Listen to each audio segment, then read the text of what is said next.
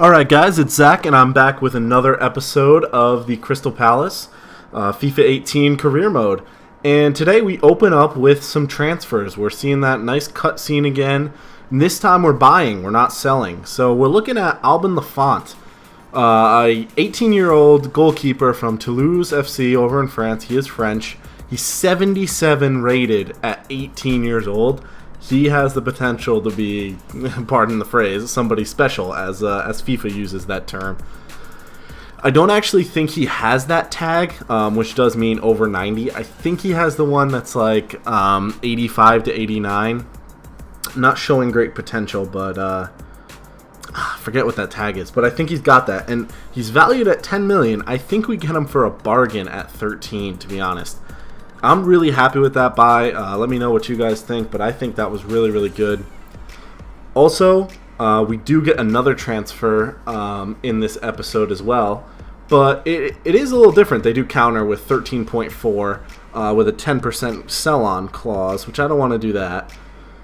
So we do end up, I think I talk them down to 13.4 even with no sell-on clause. We do counter, and this system's really cool. I like it. You can propose a new sell-on fee. You can remove the clause, and then you kind of jump right into negotiating with him with the contract. So it's pretty cool, and I'm glad that FIFA did this. It makes it much more story-like, much more immersive, which has been the complaint of career mode players for a number of years now. So that's really cool, and it addresses a need we had. It addresses the need at goalkeeper. We won't need to buy another goalkeeper the entire season, at least not a starter. So that's really, really good. And here we are negotiating the contract with Lafont. So first you do the squad roll. I said, hey, rotation, because maybe we'll rotate him and Hennessy, and then we have SWRN in reserve in case one of them gets injured. Last year, goalkeepers really didn't get red cards, but I don't know what that's going to be like this year, so I like to have one on my bench just in case.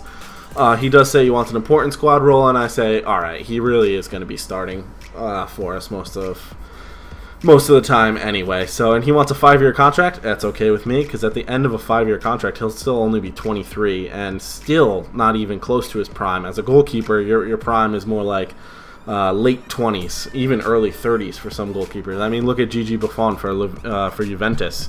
He's well through his mid 30s and still performing at a very, very high level.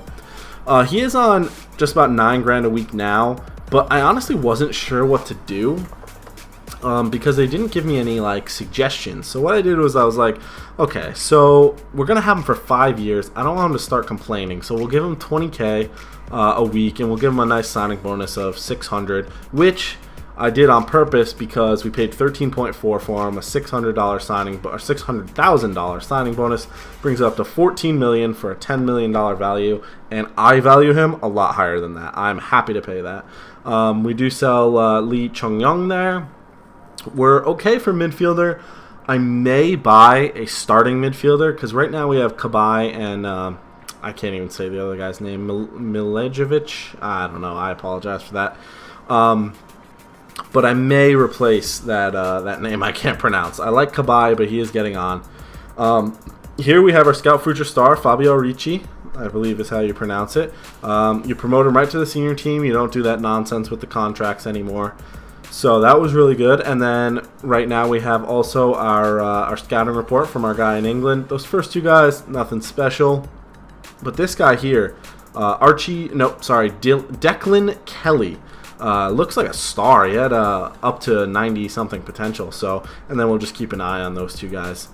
So we also reached an agreement with Nkudu from Spurs. Very quick left midfielder, I think could do well for us. So we'll sign him to the club. He'll play right mid for now. I wanted to get Elder Costa from Wolves, and he will be a target for me in January, but I couldn't sign him because apparently he just moved to the club, except someone else had offered for him, which was super annoying, but very frustrating, but it is what it is. So here's the intros for, this is sped up again, just so that, I think I mentioned it in the last episode, just so that algorithm that searches for the Premier League walkout thing doesn't copyright strike me, whatever. So, this is pretty cool though. So we have start of the gameplay, our first Premier League game of the season. We are playing Huddersfield. They get a chance. We get a chance right back. Punchin holds the ball up nicely, frees up Nkudu down the side. Nkudu crosses a ball in, gets cleared, but Punchin's there, and look at that shot from Punchin. Oh, I left the replay in because it would have been such a nice goal. You can see from this front replay just how close that ball was to going in. Just a foot too high, but it would have been a really nice goal. And we were all over them in the first half. Our passing wasn't great, but we were getting forward really, really well. Nice cross in there. Benteke can't finish with the header either. But Nkudu was finding a lot of joy down that right-hand side. I was happy with how he was playing. Benteke wasn't doing great, so we may think about Wickham in the next game.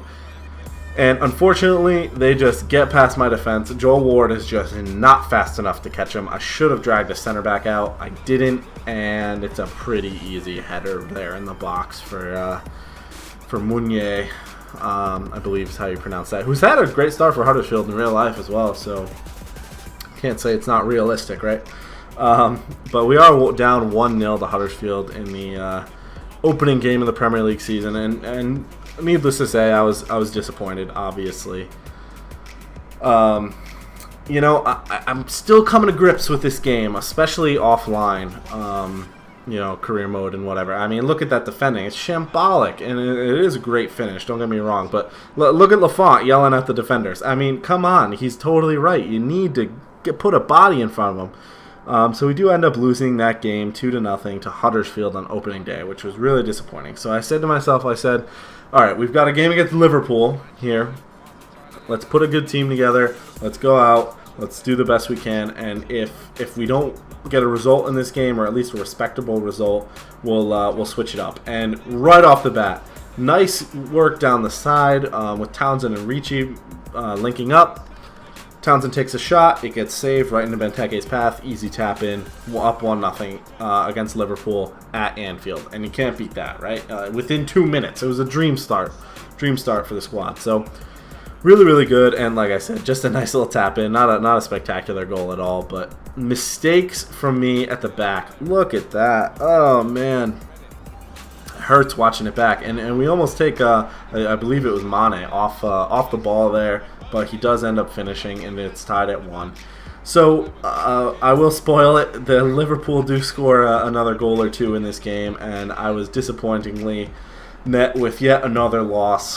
So we start the season 0-2, and that's not great. But we still have a few games before we're as bad as Palace started in real life. So that's at least a bright side. And yeah, there's Henderson with a nice finish across the goalkeeper. So what's going to happen is I'm going to change formation. I'm going to lose the cam. I've been doing this online in my Road to Glory series. In case you guys haven't seen it yet, check it out. It came out yesterday. Episode 2 came out yesterday. Episode 3 will come out Monday. As you guys see this on Friday.